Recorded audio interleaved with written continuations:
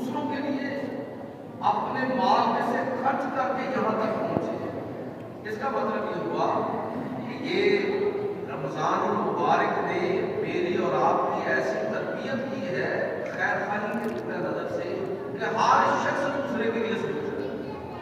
ہر شخص دوسرے کے لیے سراپا خیر بنا ہوا ہے۔ یقین جانیے اگر لوگوں کو یہ بات سمجھ آ جائے کہ ہمارا دین خدمت خلق، اجتماعی معاملات، مکمل عبادت ان کو قرار دیتا ہے،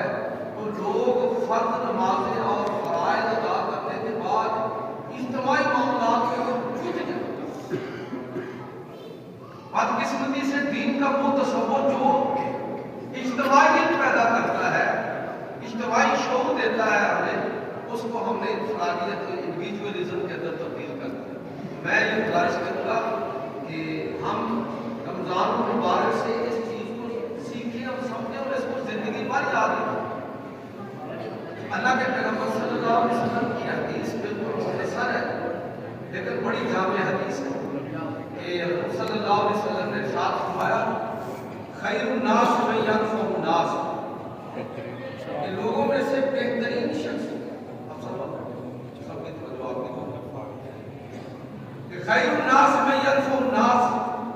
کہ لوگوں میں سے بہترین شخص وہ ہے کہ جو لوگوں کے لیے نفع بخش ہے۔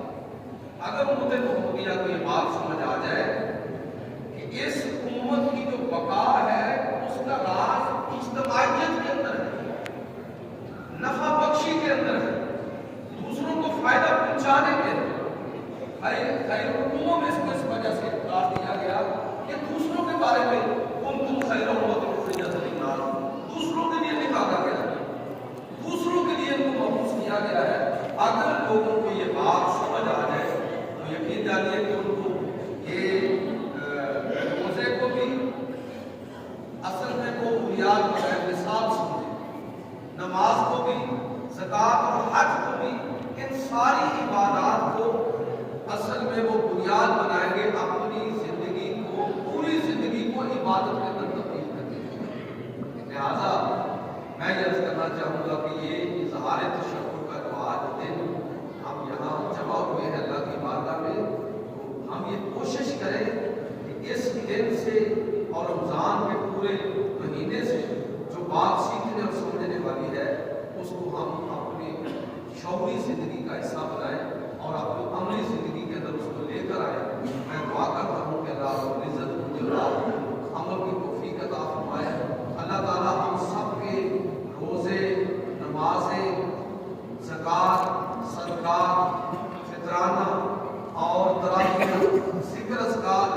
اور جو عبادتیں ہم نے کی ہیں رب کریم سب کی قبول فرمائے، اپنی شان کے بدلے اس کا اجر و ثواب عطا فرمائے۔ آپ سے گزارش کروں گا کہ سارے دوست جو ہیں وہ اپنی سب سے